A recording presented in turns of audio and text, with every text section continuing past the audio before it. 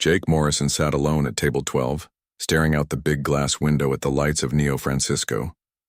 The city looked beautiful at night, with its tall buildings reaching toward the stars and flying cars moving between them like bright dots. But Jake did not feel happy looking at it tonight. He picked up his coffee cup with shaking hands. The cup was almost empty, but he did not want to drink the last bit. When he finished his coffee, he would have to go home. And he did not want to go home to an empty house again. This was the same table Jake sat at every Friday night for the past 6 months. He always ordered the same thing: steak, potatoes, and coffee. He always sat alone. His wife Lisa was supposed to meet him here, but she never came. She always had work to do at her lab. Always something important that could not wait. The Stellar View restaurant was fancy and expensive. Most people who came here were rich business people or government workers. Jake could afford to eat here because his company made a lot of money, building communication systems for spaceships. He was one of the richest men on Earth, but right now he felt very poor. Amy Carter walked over to his table carrying a coffee pot. She was 26 years old with brown hair and kind eyes. She had been working as a waitress here for 2 years. Amy knew all the regular customers, and Jake was one of them. She could see he was sad tonight, just like he had been sad every Friday night for months. "More coffee, Mr. Morrison?" Amy asked in a soft voice. Jake looked up at her and tried to smile. "Yes, please, thank you, Amy." Amy poured the hot coffee into his cup. She noticed that Jake had barely touched his food. The steak was getting cold, on his plate. She had seen him do this many times before. He would order food but not eat much of it. He just sat there waiting for someone who never came. Amy felt sorry for Jake. He seemed like a nice man, even though he was very rich. He always said please and thank you. He never got angry when the service was slow. He left good tips for the waitresses, but he looked so lonely sitting there every week. As Amy turned to walk away, she stopped. She had something important to tell Jake, but she did not know if she should say it. It was not her business to get involved in other people's problems. But she had seen something that made her feel bad for Jake.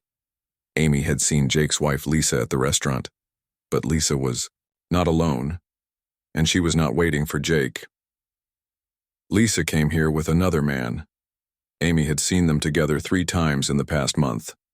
They sat at a table in the back corner where it was dark and private. They held hands across the table and talked quietly. They looked like lovers, not just friends. The man with Lisa was not human. He was tall and thin with silver skin that seemed to shine in the light. His eyes were large and blue, and he had no hair on his head. Amy knew he was from another planet because she had seen aliens like him on the news. They were called Zephyrians, and they were important diplomats who worked with Earth's government. Amy had read about Zephyrians in school. They were very smart and had technology that was much better than human technology. They lived longer than humans and thought they were better than humans in every way. This Zephyrian wore expensive clothes and jewelry that showed he was important in his government. Amy watched Lisa and the alien man together, and it made her feel sick. She could see they were more than friends. They touched each other's hands and faces. They whispered in each other's ears and laughed together. When they thought no one was looking, they kissed. Now Amy stood next to Jake's table, holding the coffee pot and trying to decide what to do. Should she tell Jake what she had seen? Would he want to know? Would he get angry at her for telling him? Amy looked at Jake's sad face and made her decision. She could not let him sit here every Friday night waiting for a wife who was cheating on him. It was not right. "Mr. Morrison," Amy said quietly, looking around to make sure no other customers could hear her. "Can I talk to you about something?" Jake looked surprised. The waitress had never asked to talk to him before. "Of course, Amy, what is it?" Amy sat down in the chair across from Jake. Her hands were shaking and her heart was beating fast. "I saw your wife here last week, and the week before that too." Jake's eyes got wide. "Lisa was here? But she never told me she came here. Was she waiting for me? Did I miss her somehow?" Amy shook her head slowly. "No, Mr. Morrison. She was not waiting for you. She was with someone else, a man from another planet. They looked like they were very close friends. Jake stared at Amy for a long moment. He did not say anything. Amy could see different feelings moving across his face. Surprise, confusion, then understanding, and finally pain. "Are you sure it was Lisa?" Jake asked in a whisper. "Yes, sir. I am sure. She has long red hair and green eyes. She wears a gold ring on her left hand. She works with aliens at the science lab downtown. That is your wife, right?" Jake nodded slowly. He felt like someone had hit him in the stomach. What did the alien look like? He was tall and thin with silver skin, very fancy clothes. He had a badge on his jacket that looked important. They sat in the back corner and talked for 2 hours. They held hands and Amy stopped talking. She could see that Jake was hurting, and she did not want to make it worse. But Jake needed to know everything. "Tell me, Amy, I need to know." They kissed, Mr. Morrison. They looked like they loved each other. "I'm so sorry to tell you this, but I thought you should know." Jake put his head in his hands. He felt like his whole world was falling apart. His wife of 8 years was cheating on him with an alien. All those nights she said she was working late. All those times she could not meet him for dinner. All those excuses. Now he understood why. Amy reached across the table and touched Jake's arm gently. "I am sorry, Mr. Morrison. I did not want to hurt you, but I could not watch you wait for her every week when she was not coming." Jake looked up at Amy. Even though she had just given him the worst news of his life, he was grateful to her. She had been brave enough to tell him the truth when no one else would. "Thank you, Amy," Jake said. "I know this was hard for you to tell me, but I needed to know." Amy nodded and stood up from the table. "If you need anything, just let me know." As Amy walked away, Jake sat alone with his cold coffee and his broken heart. But now he also had something else, the truth. And sometimes the truth, even when it hurt, was better than living a lie. Jake Morrison drove home slowly through the empty streets of Neo Francisco. His hands gripped the steering wheel tight as Amy's words played over and over in his mind. Lisa was cheating on him with an alien. All those late nights at the lab, all those canceled dinners, all those times she said she was too tired to talk. Now it all made sense. When Jake got home, the house was dark and quiet. Lisa's car was not in the driveway. She was probably with him right now, Jake thought. The alien with silver skin who had stolen his wife. Jake walked into his big house that suddenly felt empty and cold. He had bought this house for Lisa 5 years ago when his company started making real money. It had everything she wanted. A big kitchen, a garden, and a pool. But none of it mattered now. Jake went to his office and turned on his computer. He needed to know more about what Lisa was doing. He needed proof before he could confront her.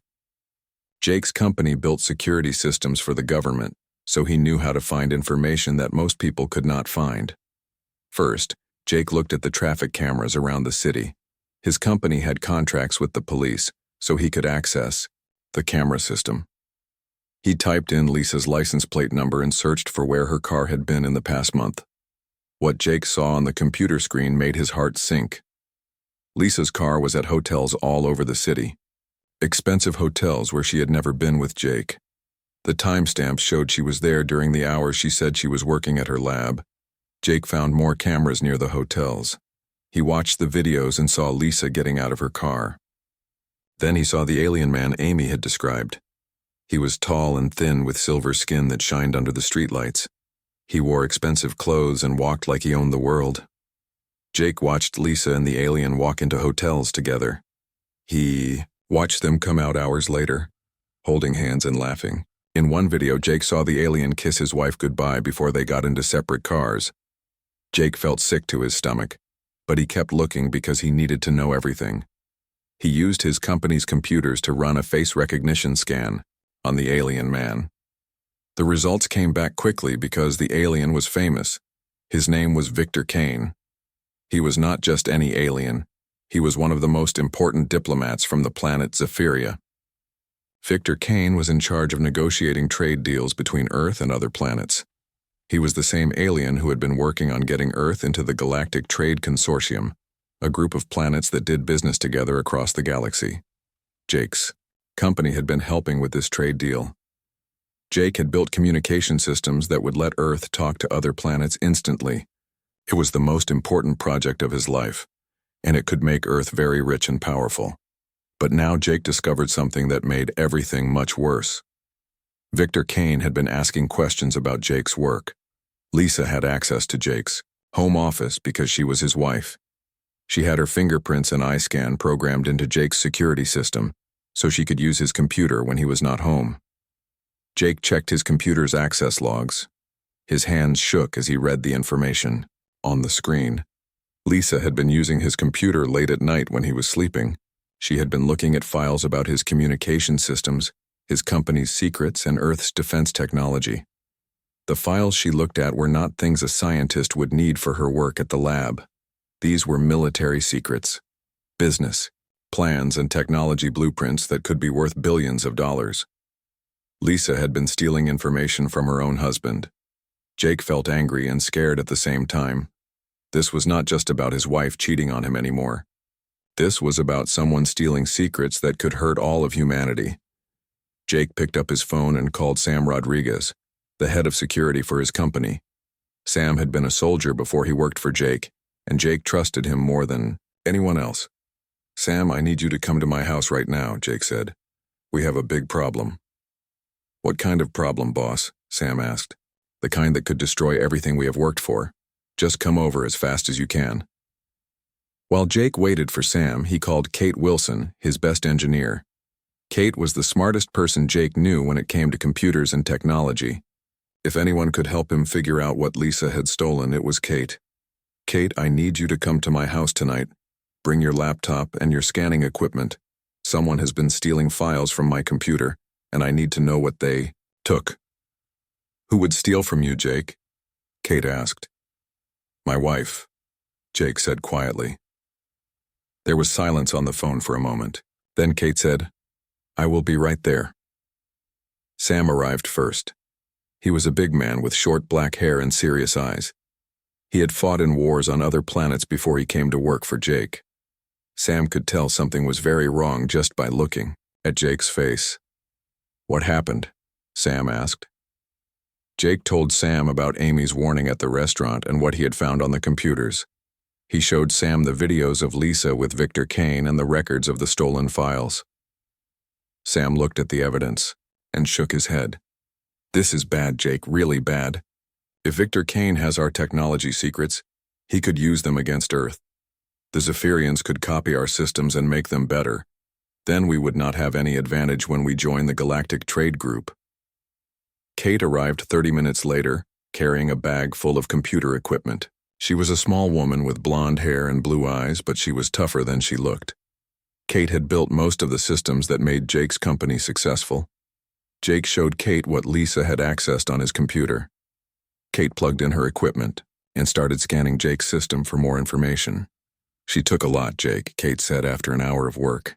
"She copied the blueprints for the quantum communication array, the defense shield generators, and the faster-than-light message system.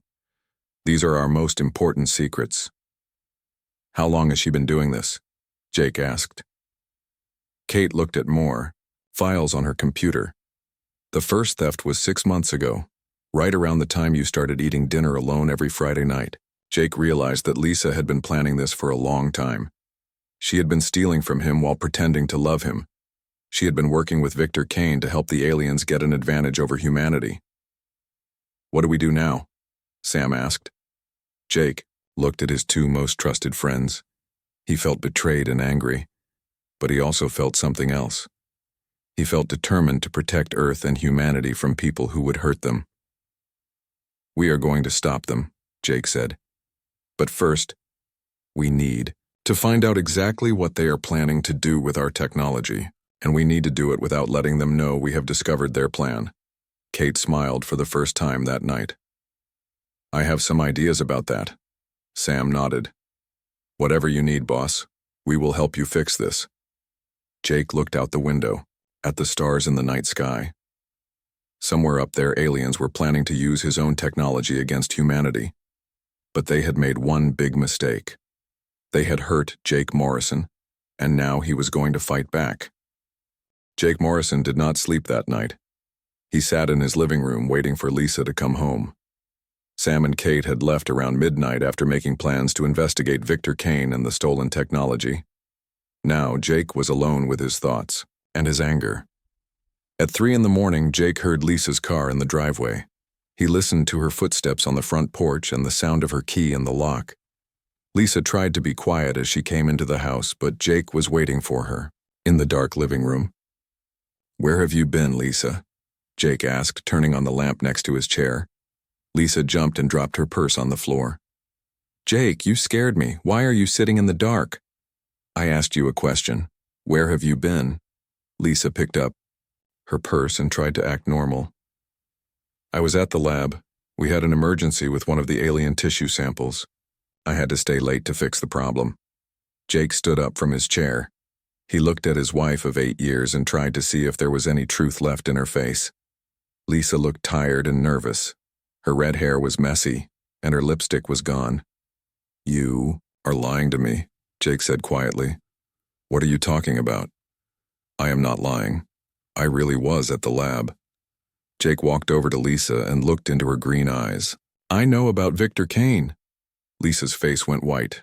She took a step back from Jake like he had hit her. "I don't know what you mean." "Someone saw you with him at the Stellar View restaurant. You were holding hands and kissing. How long has this been going on?" Lisa sat down hard on the couch. She put her face in her hands and started to cry. "Jake, I can explain." "Then explain. Tell me why my wife is cheating on me with an alien diplomat." Lisa looked up at Jake with tears in her eyes.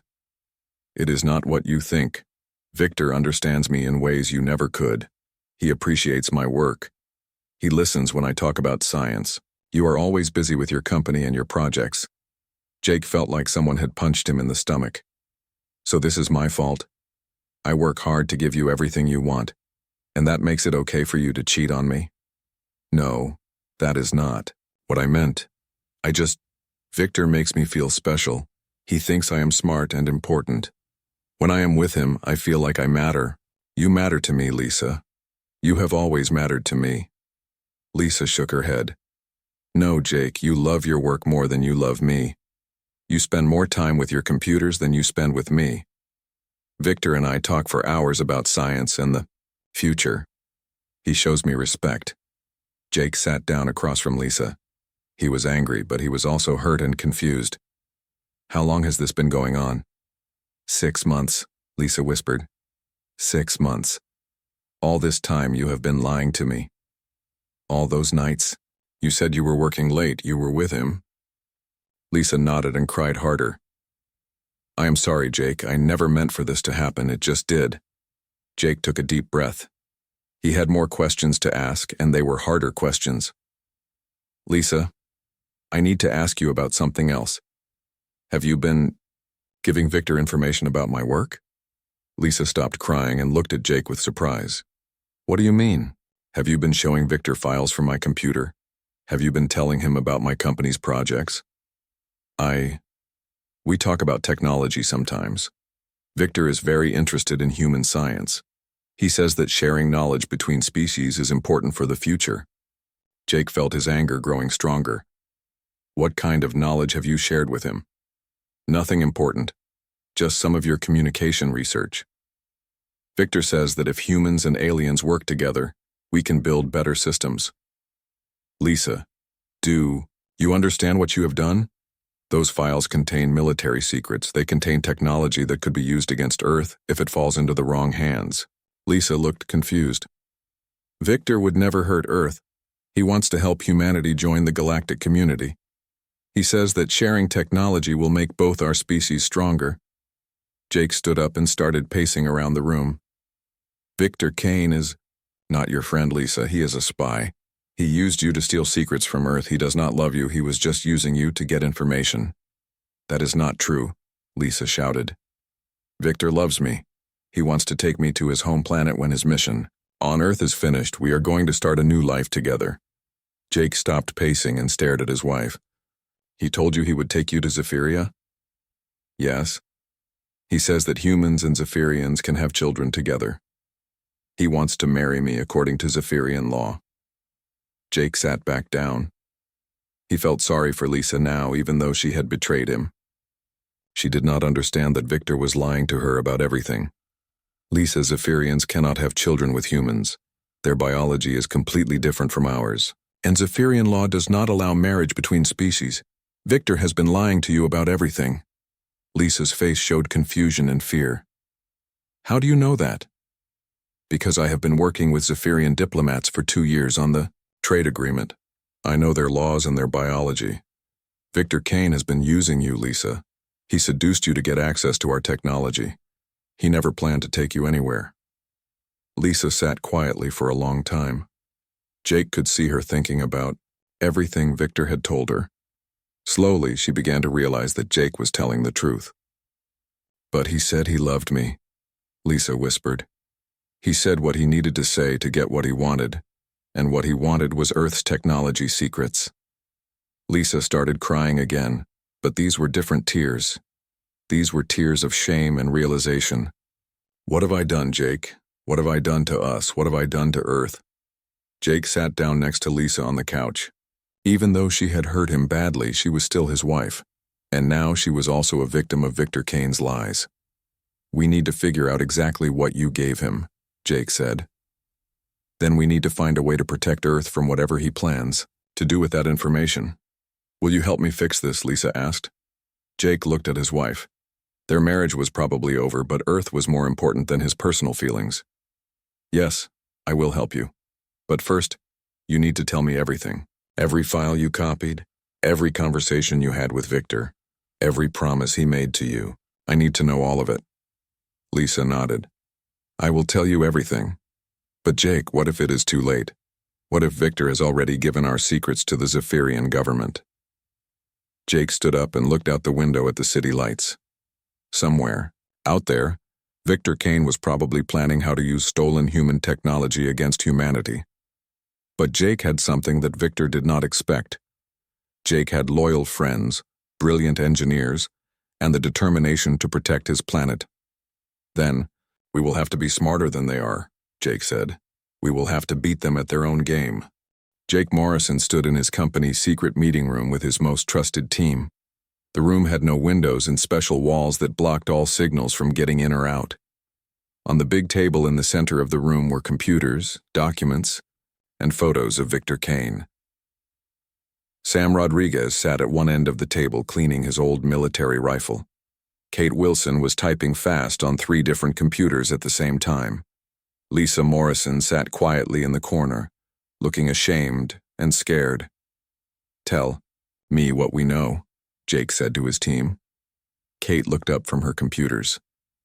Victor Kane is not just a diplomat. He is the head of Zephyrian intelligence operations on Earth. His real job is to steal technology from developing planets and make sure they never become strong enough to challenge Zephyrian power. Sam stopped cleaning his rifle and looked at Jake. The Zephyrians have done this to dozens of other planets.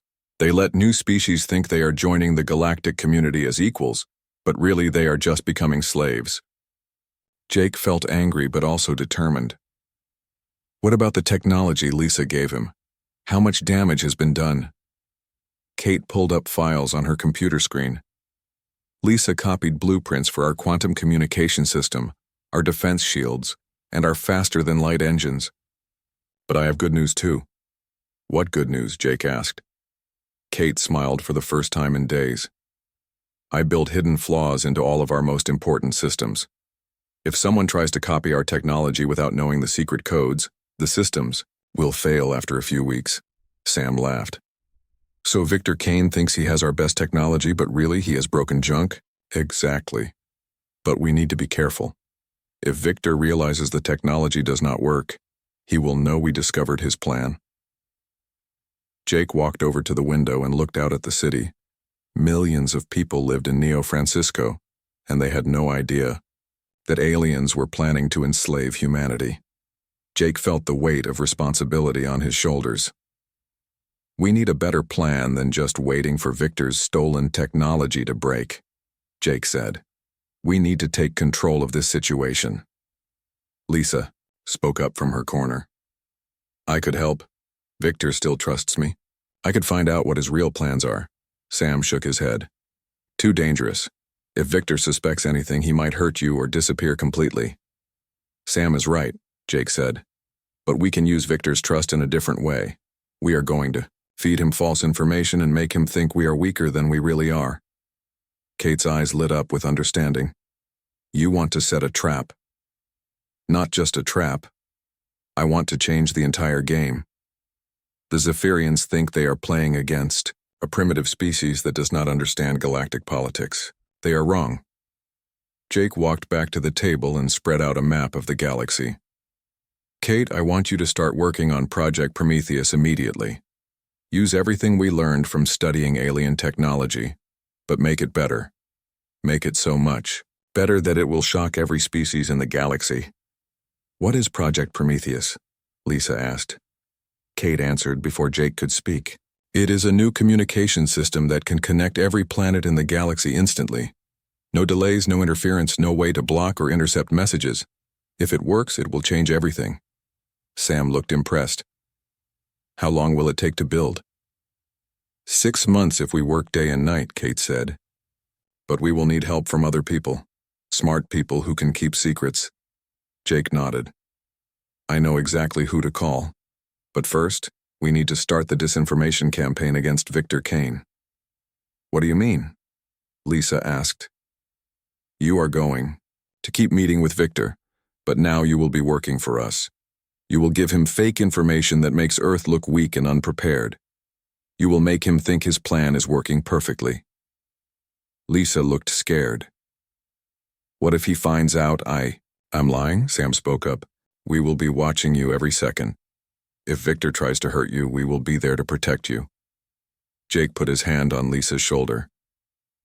I know I am asking a lot from you. You made mistakes, but now you can help fix them. Will you do this? Lisa looked into Jake's eyes and nodded. I will do whatever it takes to protect Earth.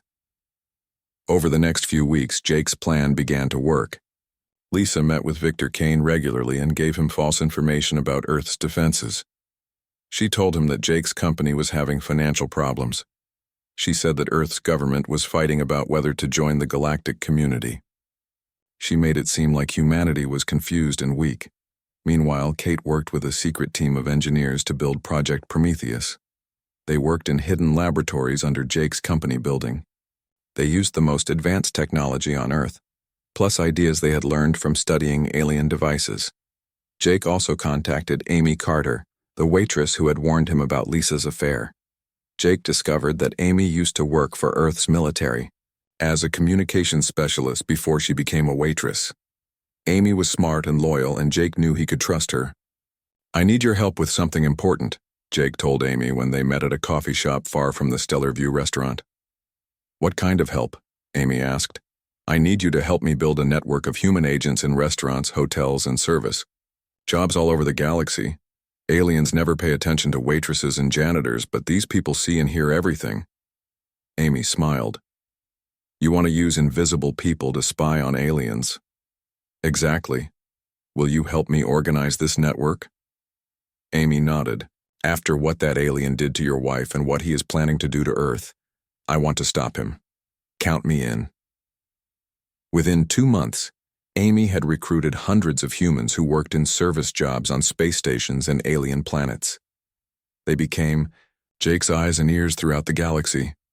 They reported on alien politics, military movements, and secret plans. The information from Amy's network was shocking. The Zephyrians were not just planning to steal Earth's technology.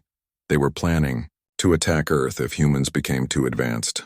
They had done this to other species before, destroying entire civilizations that threatened their power. But Jake's network also discovered something else. Many alien species were tired of Zephyrian control.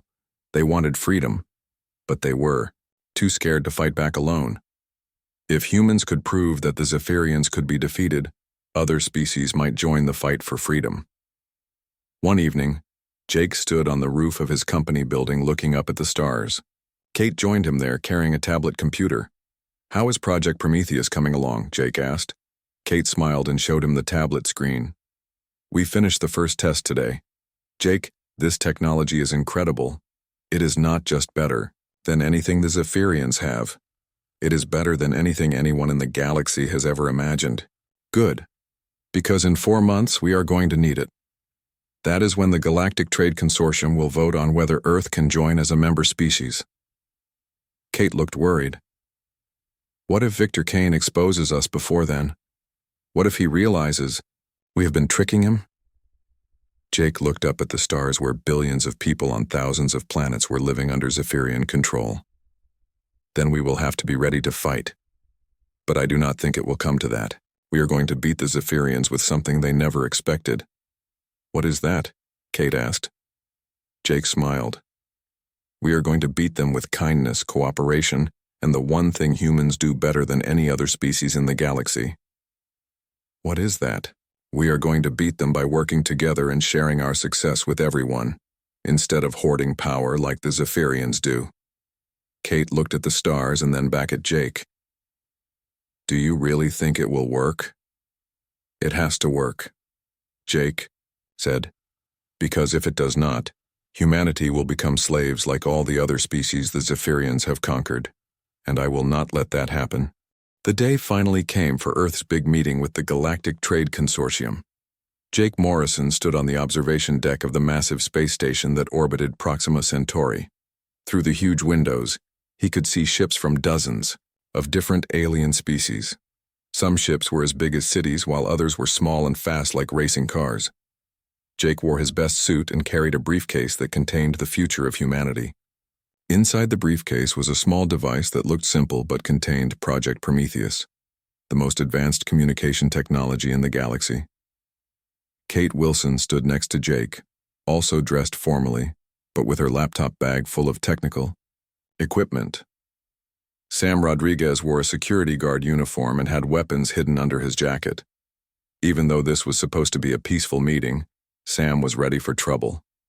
Amy Carter was there too, wearing a server's outfit. She would be serving drinks and food to the alien delegates during the meeting. No one would pay attention to a human waitress, which was exactly what Jake wanted. Lisa Morrison sat in the guest section of the meeting hall. She looked nervous and sad. Over the past few months, she had helped Jake by giving false information to Victor Kane, but she knew her marriage was over. After today, she would start a new life working to repair the damage she had caused. The meeting hall was enormous, with seats for representatives from 200 different alien species. The ceiling was made of clear glass that showed the stars. Outside, in the center of the room was a stage where speakers would present their cases. Jake watched as alien delegates filled the seats. He saw tall, thin aliens with blue skin from the Rigel system. There were short, furry creatures from the Tau Ceti colonies. Some aliens looked almost human, while others were so strange that Jake could barely understand what he was looking at. But Jake's attention focused on one specific alien. Victor Kane sat in the section reserved for Zephyrian delegates. He wore expensive robes covered in gold and jewels that showed his high rank. Victor looked confident and proud, like someone who already knew he was going to win. The meeting began, when a huge alien with purple skin and 4 arms called for attention. This was the chairman of the Galactic Trade Consortium, and his voice was so deep it made the floor vibrate. "We are here today to decide if the species called humans from the planet Earth should be allowed to join our consortium," the chairman announced. "First, we will hear from those who support Earth's membership." A friendly-looking alien with green skin stood up to speak. "Humans have shown great progress in technology and space travel. They have been peaceful in their contacts with other species. I believe they would be good members of our consortium." Several other aliens spoke in favor of letting humans join the galactic community. They talked about human creativity, determination, and willingness to learn from other species. Then the chairman said the words Jake had been waiting for. "Now we will hear from those who oppose Earth's membership. Victor Kane of the Zephyrian Empire has requested to speak." Victor Kane walked to the center stage with confident steps. He activated a holographic projector that showed images above his head. The first image was a picture of Earth. "Honored delegates," Victor began in a smooth voice. "I must warn you about the dangers of allowing humans into our consortium. Humans are not ready for membership in our advanced civilization." Victor waved his hand and the hologram changed to show human weapons and military bases. Humans are violent and warlike. They fight each other constantly and cannot be trusted with advanced technology. Some of the alien delegates nodded in agreement. Jake felt his heart beating faster, but he stayed calm. Victor continued his speech. "But I have more serious evidence to present. Humans have been developing weapons in secret. They plan to use these weapons against peaceful alien species." The hologram changed again to show blueprints of Jake's communication systems, but Jake recognized them immediately. These were the flawed designs that Kate had given to Lisa on purpose. "I have obtained proof that humans are building dangerous military technology," Victor announced. "These are plans for weapons that could destroy entire planets." Victor activated the stolen technology, and holographic displays showed the communication systems working perfectly. The alien delegates gasped and whispered to each other in fear. Jake watched Victor's presentation and smiled slightly. Everything was going exactly as planned. "As you can see," Victor continued, "human technology appears advanced, but it is primitive and dangerous. They do not understand the responsibility that comes with such power." Then Victor made his final argument. "I propose that we reject Earth's membership application. Furthermore, we should place restrictions on human space travel to protect the galaxy from their violent nature." Many alien delegates seemed convinced by Victor's presentation.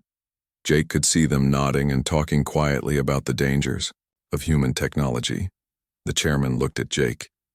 "The human representative will now have a chance to respond to these accusations." Jake stood up and walked to the center stage. He looked small compared to the huge aliens around him, but he was not afraid. He had been preparing for this moment for months. "Honored delegates," Jake began. "Victor Kane has shown you stolen technology from my planet, but he has not told you the whole truth about how he got it." Jake activated his own holographic projector. The image showed Victor Kane meeting secretly with Lisa Morrison in restaurants and hotels. "Victor Kane seduced my wife to steal information from Earth. He lied to her about love and marriage to trick her into betraying her own species. Is this the behavior of someone who cares about peace and cooperation?" Some alien delegates looked shocked. Others looked angry at Victor Kane. Jake continued, "But Victor has made a bigger mistake. The technology he stole from Earth was designed to fail. We knew he was a spy, so we gave him fake information." Jake nodded to Kate, who activated a signal from her laptop. Suddenly, all of the holographic displays showing the stolen technology began to spark and smoke. The systems that Victor thought were weapons broke down completely. Victor's face showed panic and confusion. "This is impossible. The technology worked perfectly during my tests." Jake smiled. "It was designed to work for a few months and then fail. We wanted to see what you would do with stolen human technology. Now everyone can see your true intentions." The alien delegates were talking loudly now. Many of them looked angry at Victor Kane for lying to them, but Jake was not finished. "Now let me show you what humans can really build when we work together honestly." Jake opened his briefcase and took out the small device that contained Project Prometheus. He connected it to the station's communication system. Suddenly, every screen in the meeting hall lit up with messages from across the galaxy. The device was connecting to every planet, every space station, and every ship instantly. There were no delays, no interference, and no way to block the signals. The alien delegates stared in amazement. This technology was better than anything any species had ever created. "This is our gift to the galaxy," Jake announced. "We do not want to use technology to control or threaten other species. We want to share it so that everyone can benefit." Jake looked directly at Victor Kane. "This is the difference between humans and Zephyrians. You steal and hoard technology to maintain power. We create and share technology to help everyone." The meeting hall erupted into excited discussions. Jake had turned Victor's trap into humanity's greatest triumph. 1 year later, Amy Carter stood behind the bar of her new restaurant on Luna Station, the biggest space station near Earth. The restaurant was called Common Ground, and it was not like any other place in the galaxy. Humans and aliens sat together, at the same tables, eating food from dozens of different worlds and talking like old friends. Amy wore a simple black dress instead of a waitress uniform. She was no longer just serving food, she was the manager of a chain of restaurants that had become meeting places for the new galactic community. Her restaurants were on space stations and planets all across the galaxy, and they were always full of people from different species sharing meals and making deals. Through the big windows of the restaurant, Amy could see Earth floating in space, like a blue and green jewel. Ships from hundreds of different worlds came and went from the docks around Luna Station. It was hard to believe that just 1 year ago, Earth was almost rejected from joining the galactic community. Amy smiled as she watched Jake Morrison enter the restaurant with a group of alien diplomats. Jake looked different now. He was still wearing expensive clothes, but he seemed relaxed and happy. The sadness that used to be in his eyes was gone, replaced by excitement and hope. Jake was now Earth's main representative to the Galactic Trade Consortium, but his job was much bigger than just making trade deals. Jake had become the leader of something new, a movement that was changing how species in the galaxy treated each other. "Amy," Jake called out as he walked over to the bar. "I want you to meet some friends of mine." The aliens with Jake were unlike anything Amy had seen before. One looked like a giant butterfly with silver wings. Another was covered in fur and had 6 arms. A third alien was made of what looked like living crystal that changed colors as it moved. "These are ambassadors from the Andromeda Galaxy," Jake explained. "They heard about what we are doing here and want to learn from us." The crystal alien spoke in a voice that sounded like music. "We have watched your species for many years. We expected you to become like the Zephyrians when you gained advanced technology. But you surprised us." Amy poured drinks for everyone and listened to their conversation. Over the past year, she had learned that humans were becoming famous throughout the galaxy for something that other species found hard to understand: the willingness to share power instead of hoarding it. "How is the quantum communication network working?" Amy asked Jake. Jake's face lit up with pride. "Better than we ever imagined. We now have instant communication links connecting over 10,000 worlds. Species that could never talk to each other before are now sharing ideas and working together on projects." The butterfly alien fluttered its wings excitedly. "On my world, we are using human communication technology to teach our children about other cultures. For the first time in our history, our young people are learning that there are good people throughout the galaxy." Amy felt proud of what humans had accomplished, but she also remembered the person who had made it all possible in the first place, someone who was not here to see the success. "How is Lisa doing?" Amy asked Jake quietly. Jake's expression became more serious. "She is doing well. She is working at the new Cultural Exchange Center on Mars. She helps aliens and humans understand each other better, so that what happened to her never happens to anyone else." Amy nodded. Lisa Morrison had paid a heavy price for her mistakes, but she was using her experience to help others. Jake and Lisa had gotten divorced 6 months ago, but they remained friends who worked together to build a better future. "And what about Victor Kane?" Amy asked. The crystal alien answered before Jake could speak. "Victor Kane has become one of the strongest supporters of the new cooperation model. When the Zephyrian government tried to punish him for failing in his mission, other species protected him. He now works to reform Zephyrian society from within." Amy found this hard to believe. "The alien who tried to destroy humanity is now helping us?" Jake smiled. "Victor learned something important when his plan failed. He learned that cooperation makes everyone stronger, while competition and control make everyone weaker. The Zephyrian empire is slowly changing because of what happened." As if summoned by their conversation, Victor Kane himself walked into the restaurant. Amy recognized him immediately, even though he looked very different from the arrogant alien she had seen a year ago. Victor wore simple clothes instead of expensive robes. His silver skin looked duller, and his proud expression had been replaced by something that looked like humility. Victor walked over to Jake and bowed slightly in the Zephyrian way of showing respect. "Jake Morrison, I hope you are well." "Hello, Victor. How are the reforms going on Zephyria?" Victor sat down at the bar next to Jake.